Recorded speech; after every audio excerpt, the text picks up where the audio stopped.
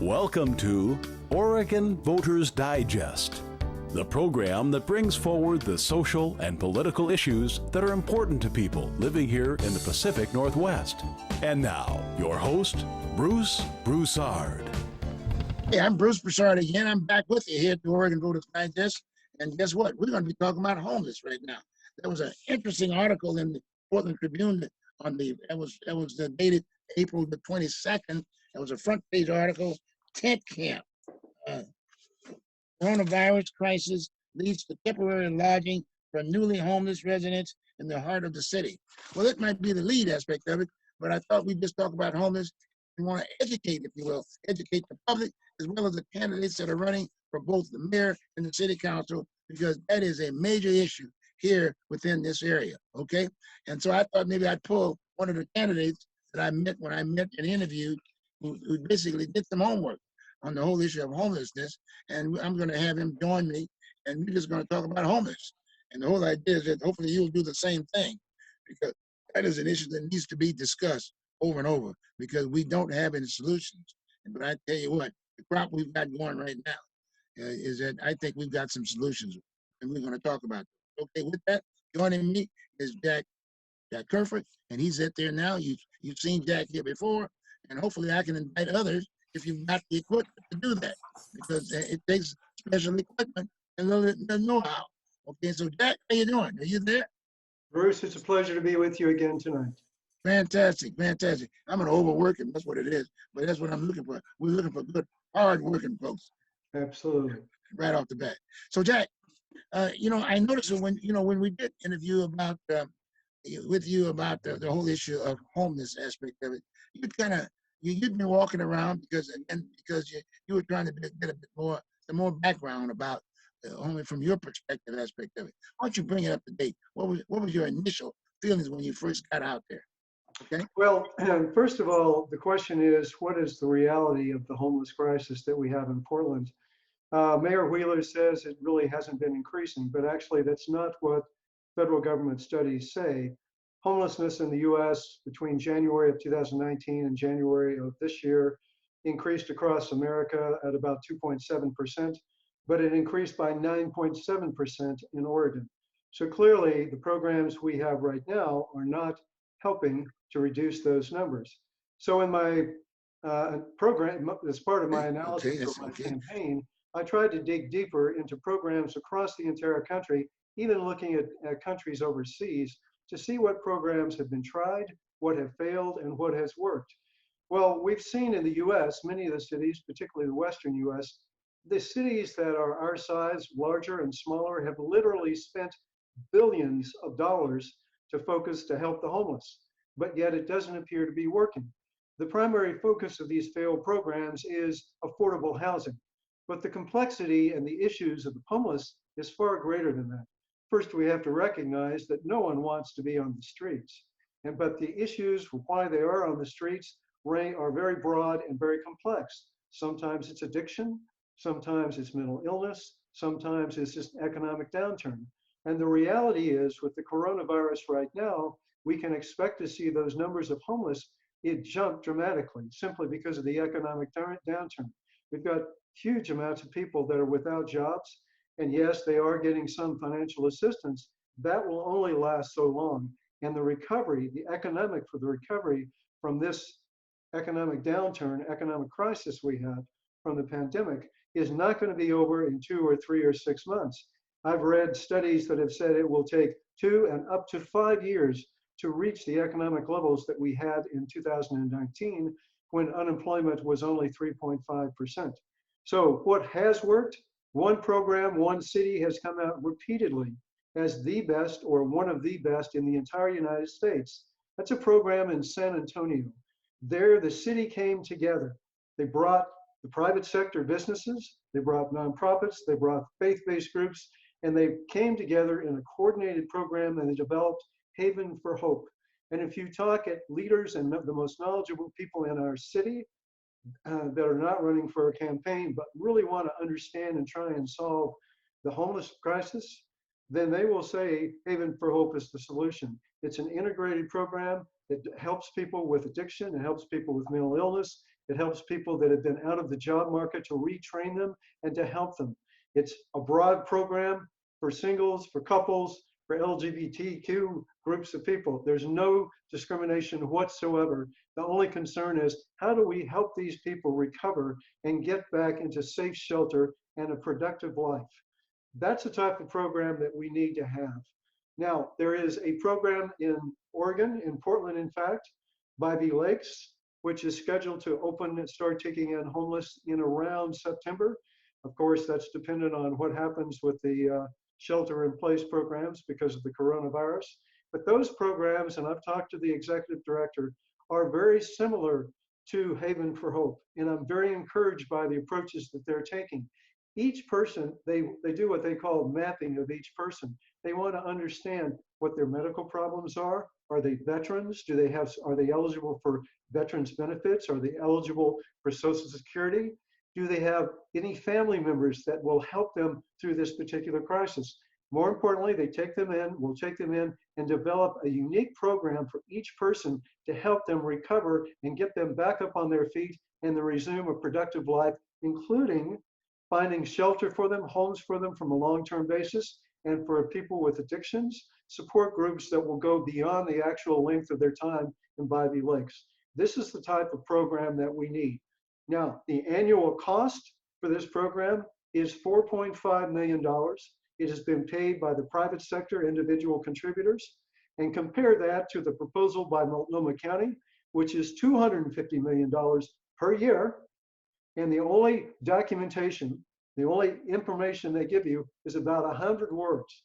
And when I asked the Multnomah County Commissioner for more information, he said, well, that's all there is, but we're the county. So trust me, we'll spend that $250 million a year very well.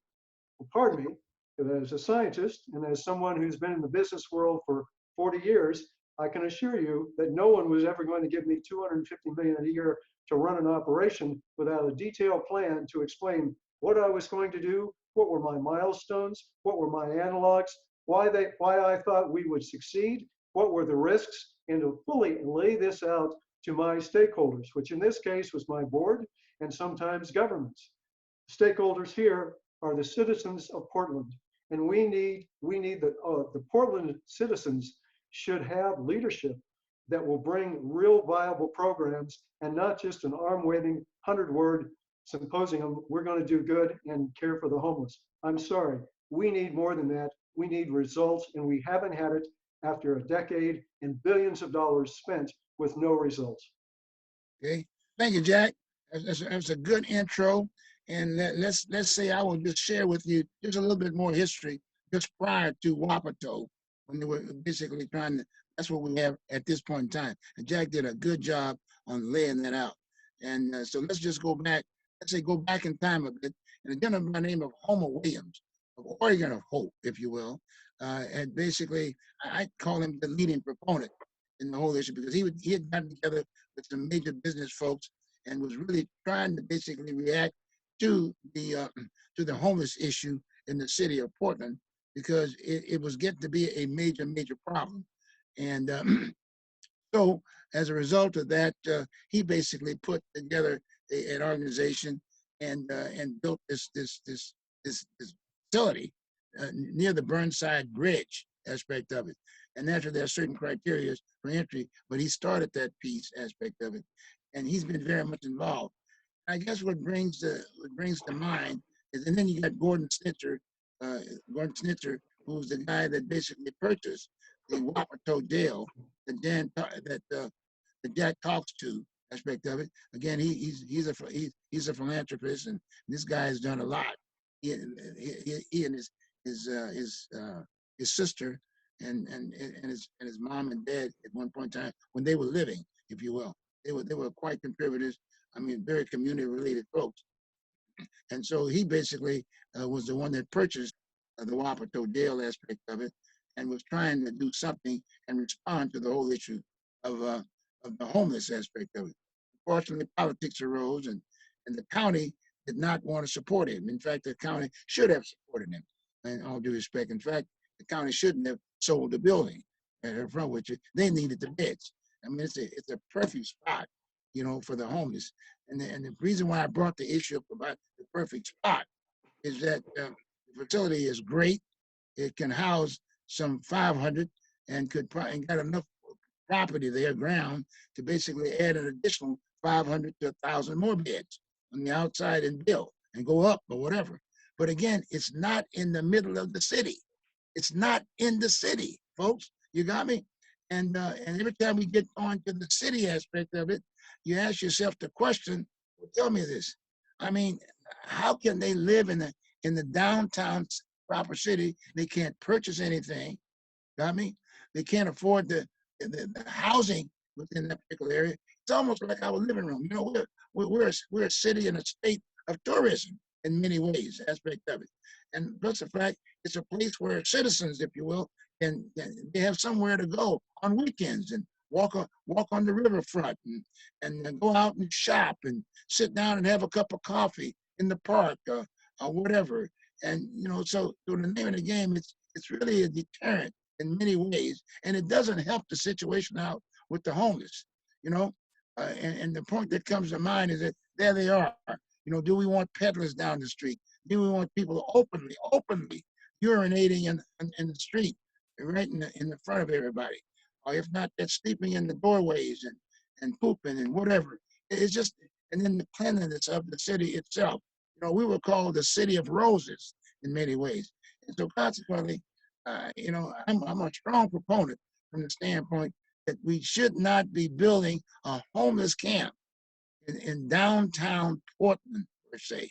Okay, let's see if we can find a spot like the Wapatos of the world, or if not, they're increasing, if you will, the units as far as as far as the housing.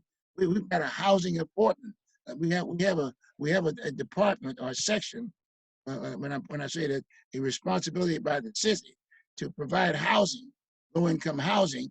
And we do have that. All we have to do is increase the units, and we're constantly overlooking that piece. So we need to, as far as I'm concerned, we need to audit that facility.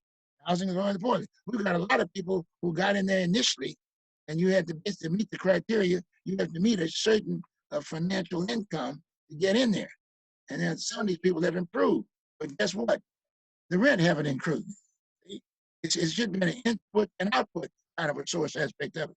The person gets a better job or gets a job, then they can basically pay for the rent for the housing units that's available that's being built now. That's being built now in the city of Portland, which is another issue. Because in all due respect, one of the biggest issues we have right now is parking and actually evicting the folks who are already sitting there, especially senior citizens. There are many issues aspect of it, but the homeless aspect of it, as I see it, and I've talked to a lot of people myself, the bottom line is it should not be in the city of Portland proper. And as Jack said, the Wapato piece is a perfect spot, a perfect spot. I call it an input to output. So if the county had kept it, then all of a sudden that inventory would go under the Housing Authority of Portland. Bang. Bruce, let me ask the voters of Portland this question.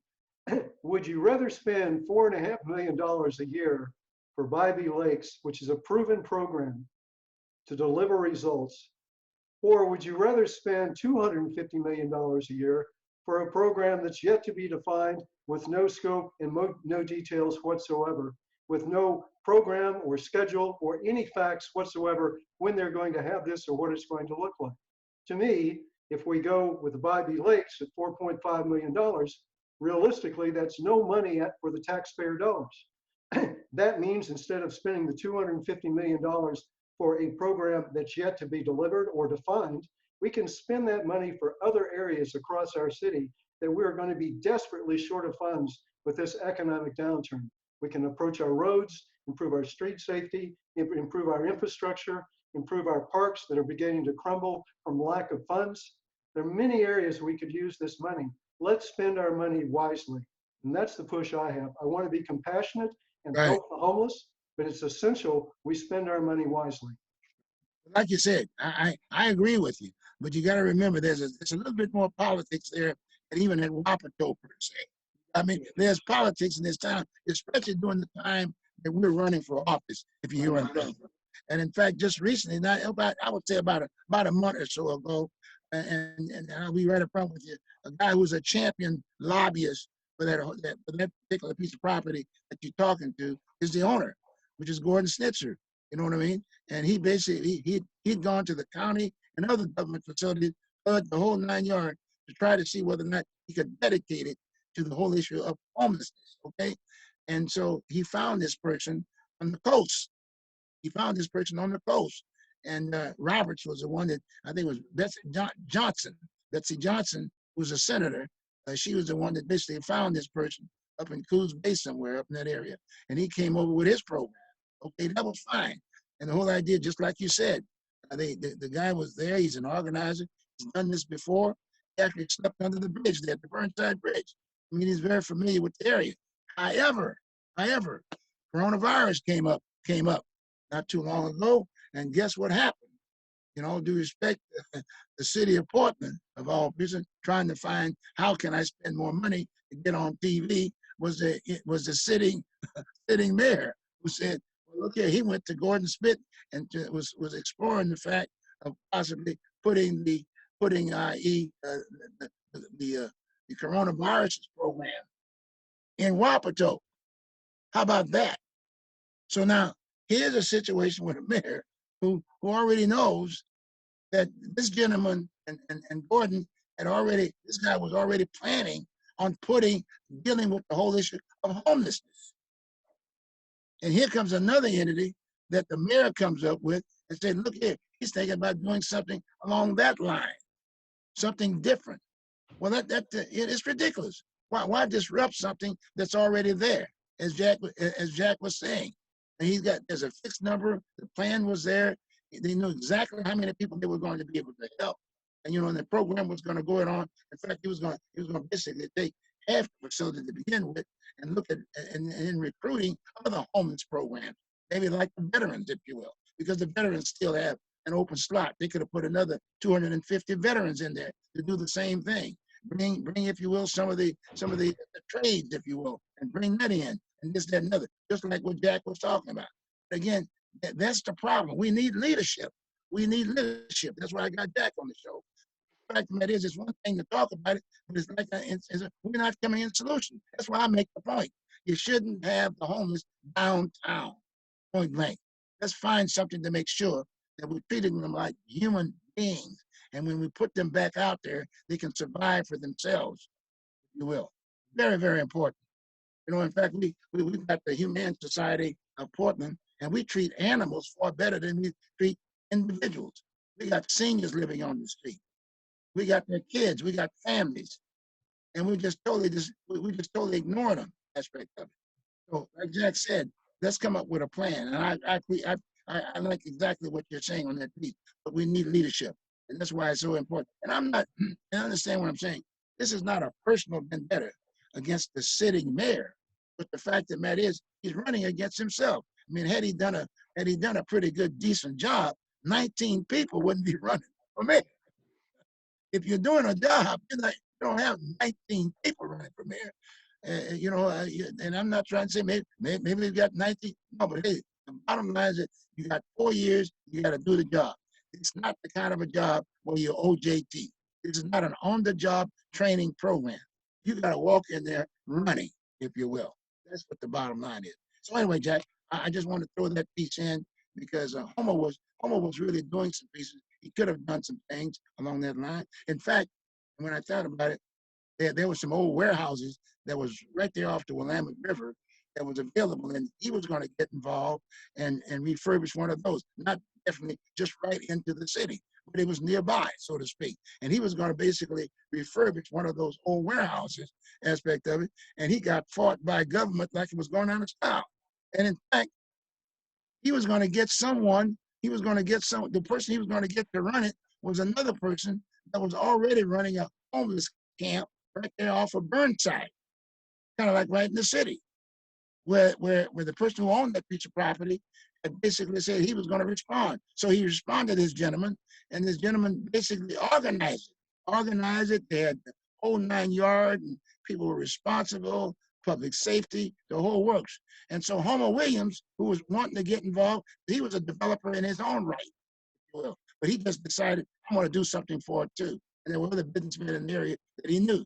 So they were all going to gather, and basically he was going to refurbish this outside building aspect. But the politics was so heavy, meaning the government, those entities that were running the government's facilities, like Multnomah County, were basically saying, "Hey, you're in my lane. I mean, I can't stay in business unless there are homeless problems in the city of Portland." And I'm just telling you right up front. That's exact. In fact, that's one of the reasons why I ran for county commissioner, because District 2 is right there, and they didn't want to do anything, so they fought me. But anyway, Homer, guess what he did? He was going to hire one of the homeless guys that basically put that camp together on Burnside. But the guy, in all due respect, happened to have been a Black Oregonian, and right up front, where he was an ex-offender. Okay, and he's trying to, and right up front, he was totally organized. But my point is that you use that politics. You know, we got that. We still have that issue aspect of it. But the fact of the matter is, at the end of the day, they used that. Homer had to counter, and so at the end of the day, he still stayed there. He built that program on Burnside. It's as if to say it's kind of like a movable object. It's just a big balloon, if you will, blown up, and he put the deals in there, and he basically made some changes such that it's working. But you know, it's going to be. But he's not dealing with those elements. In many ways, he can't deal with those elements that we are really concerned with. It's a small minority. I mean, I'm just saying the people that are pooping on the street and irritating, the mental illness, they shouldn't be on the street. These are human beings. We got to deal with it. And it takes the kind of leadership that can respect those people and people like yourself and whatever. And even now, I'm throwing myself in there. I mean, they understand what's going on. They know the difference between right and wrong. Now tell me if you got veterans out there on the street didn't go through boot camp like we did. We got that background. It's part of our DNA. It goes from a private to a general. We all go through the same process. It's about they teach you and they work you hard from the leadership standpoint. So we need leadership in this bill. I'm not saying that the military can just, it's going to be military occupation. But if that's the case, well, you got two guys right now ready to go. We're ready to make it happen. Aspect of it. But no, in all seriousness, it is an issue. And that's why I brought up this issue about, and I think, let me make sure I got my time. Just like I brought up this issue about the Portland Tribune, front page article here on April 22nd, this whole issue about the tent camp. A tent camp. You're going to put wood slabs on an empty piece of program, and then you're going to put a tent on each step. Give me a break. And then they're going to segregate the group. They were going to find three different areas in downtown Portland. And the first area was going to be for whites. And the second area was going to be for the Black community. And the third area probably would be LGBT, whatever. And who was this put together by? Again, the sitting mayor, and a dear friend at one point in time who said she's a former Navy vet, Joanne Hardesty. She's a city commissioner, former chairman and president of the NAACP. Okay, which is another big issue. Are we going to continue selling the divide piece? Hey, so I'm asking myself, what are you going to get out of this kind of development?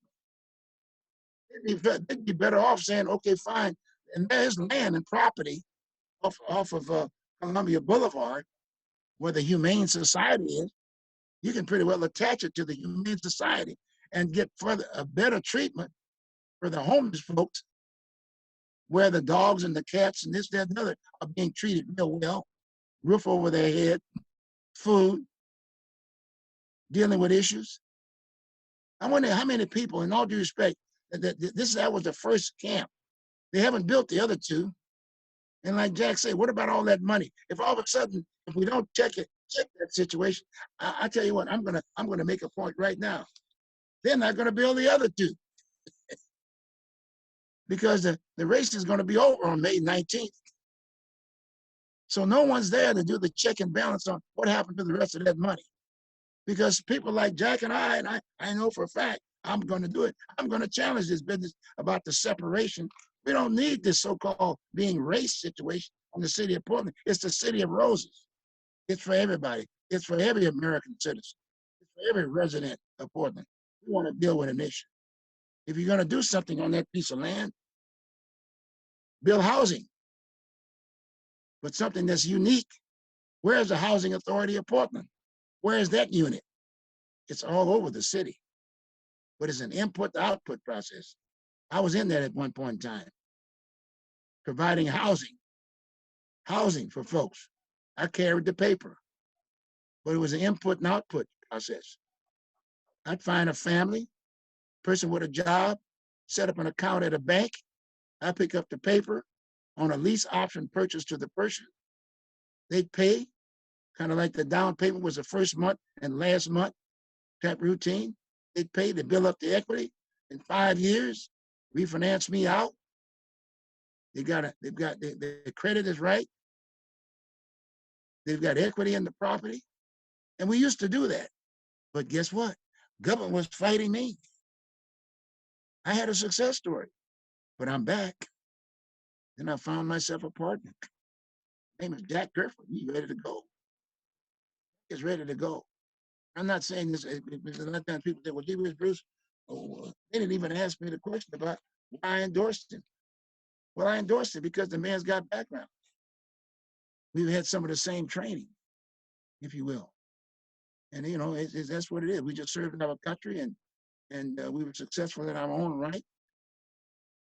It wasn't a welfare check. It was hard work, straight up. So again, as the old saying goes, smell the coffee, folks.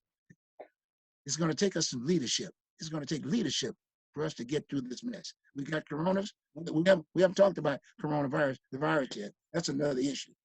But right now, we're spending a little bit more time on this whole issue of homeless. And I wanted to make sure we spent some time with someone that's credible, that's out there knocking on the doors. And right up front with you, I read off the name of a number of folks. And all I'm asking, show me the resume. Show me your resume. If you've got something to better our life here in the city of Portland and Multnomah County, show up the resume. We need you. And that's why we're saying we're giving the people, we'd like to give them more than 3 minutes. Like we're doing here on Oregon Voters Digest. I just happen to be one of the hosts. I'm sure I've got another hat. I'm running for office. We got another hat. I'm a veteran, disabled veteran. I spent my time in this country, for this country. It's the most beautiful place in the world. I can tell you, he's been all over the world too. This is home, and we want to keep it that way. Any last word, real quick, like, what's your last word? Last point. You close. Last point I would say is we do need leadership now more than ever before.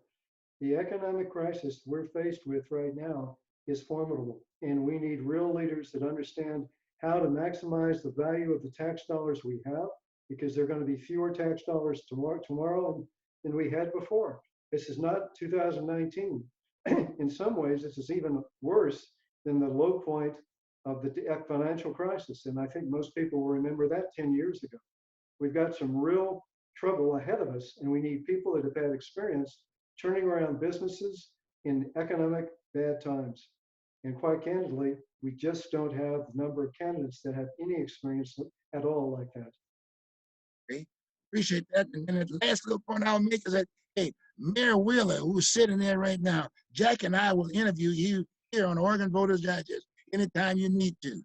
Come on over, buddy. I realize you're in boot camp, but we'll give you the opportunity, if you will, to express yourself, and we'll ask you the question as to why you're doing what you're doing.